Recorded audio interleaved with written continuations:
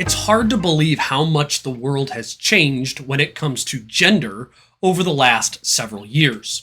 In 2019, only 4 years ago, the idea that people could switch genders, men could have babies, or that you could create your own pronouns, they were all fringe ideas. They were ridiculed in mainstream culture. Sure, you could find them scattered here and there in academic circles, but for popular culture, you were born as a male or a female, and then you lived your life in accordance with your biological sex. And then in 2020, and I'm personally not surprised this happened during the pandemic and the lockdowns, but the world started to go gender crazy. Tampax helped to light the fire in 2020 with a tweet that said, "Not all people with periods are women." Disney then, in my opinion, took the baton from Tampax and became the main driving force in our culture to change how we view gender. It started in July 2021 when they removed the phrase, "ladies and gentlemen, boys and girls," from the start of the Magic Kingdom fireworks show. And then later in the same month aired an episode of The Muppet Babies, of all things, on Disney Junior, where Gonzo dressed in drag.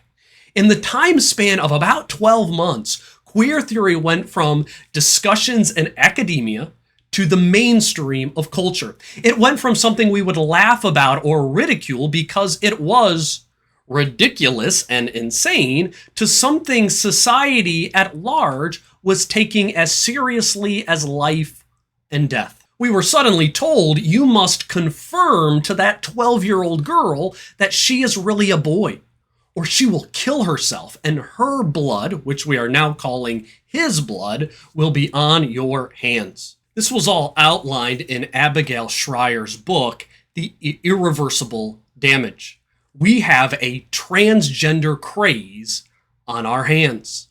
Families have been torn apart. School board meetings have become some of the most divisive and hateful meetings in all of the nation.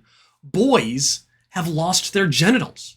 Girls have lost their breasts.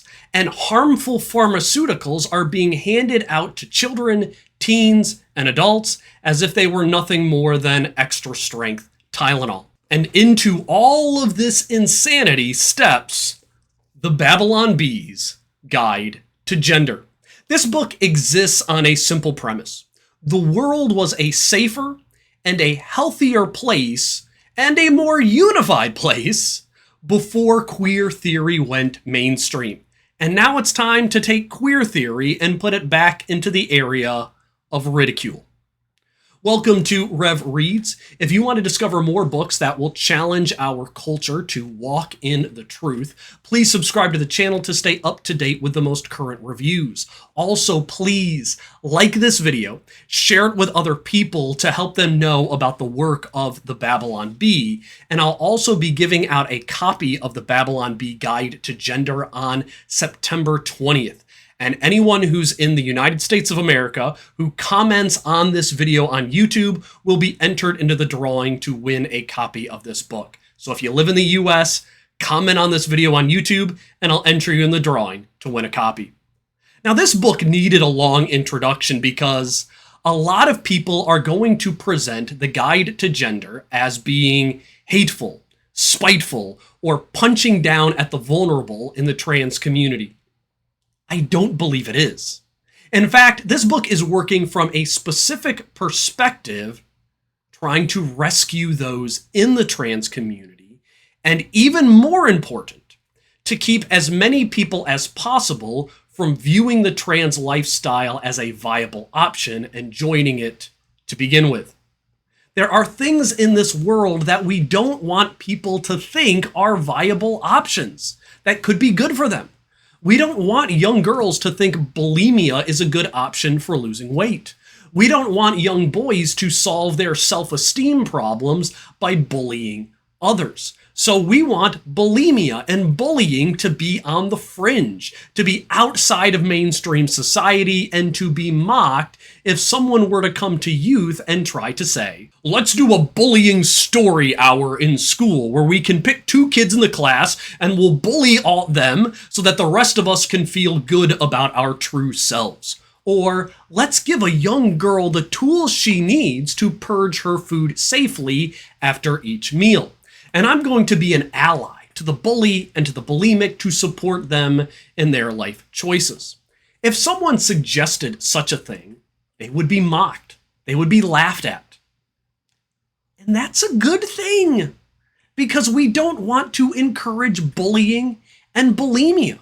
It's a good thing when the very idea that a boy can turn himself into a girl if he takes the right drugs is mocked and ridiculed. When a girl is told that her life will be better if she just presented herself as a boy, she should think that is not an option for her. Kids, teens especially, should think that those are foolish options that are better to be mocked and ridiculed. And the Guide to Gender wants to bring back that mindset. They want to show you why it is foolish to think that you can create your own gender, or that a man can join a women's sports league if he'll only dress as a woman throughout the day and take a few hormone treatments, or that we should house male sex offenders in women's prisons once they declare to be female. We should laugh at those ideas.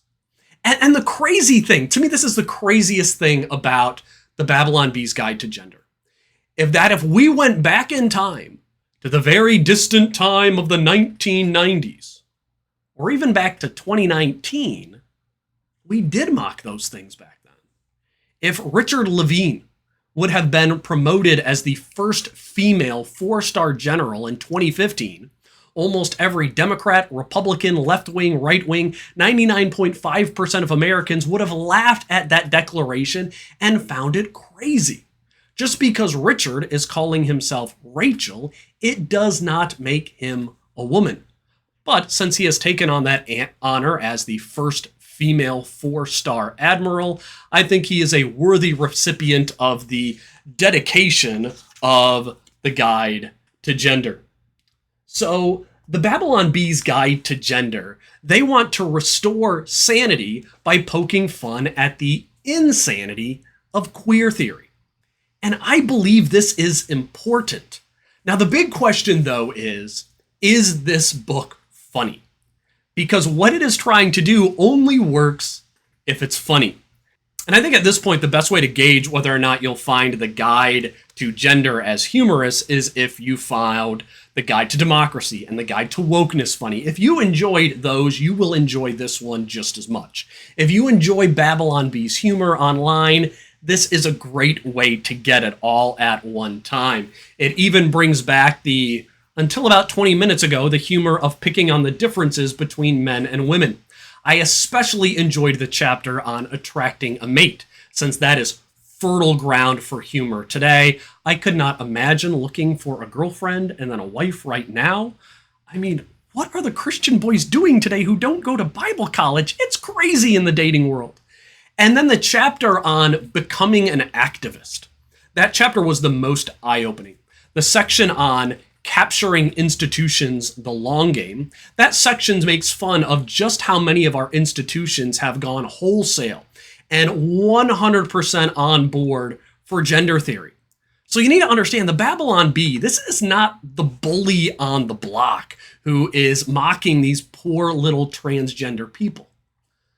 The Babylon Bee is kind of like in the old folk tale, The Emperor's New Clothes by Hans Christian Andersen. That story where all the dignity and officials and crowds, they're all praising the king as he parades through town, even though he's wearing nothing. He has no clothes on, and everybody's afraid to say, King, your new clothes aren't really clothes at all. You're naked. Well, the Babylon Bee is like the child in that story who's looking at the king and shouting out, "You're naked!" Queer theory, today's gender movement, is sending our kids out naked. to be swallowed and devoured by the pharmaceutical companies and greedy surgeons doing unnecessary surgeries, and it is ruining the spirit of our youth by making them think that there is something wrong with their bodies, there's something wrong with their sex, when instead we should, with a unified voice, be telling them they are fearfully and wonderfully made. And so the Babylon Bee here is shouting out to all of the institutions in our nation, they're naked. What you're doing is foolish. Queer theory has no truth. They should be mocked, and they should be laughed at to derision instead of parading themselves around in family-friendly drag shows that both confuse and harm our children. Don't give in to the negative criticisms of this book that will surely come out. This is not a cruel book. Cruelty is allowing the postmodern gender movement to be considered a legitimate option for our youth. The Guide to Gender, instead, is an important tool that can help to restore sanity through the use of satire. So I encourage you to support what the Babylon Bee is doing, grab a copy, and enjoy a few laughs along the way.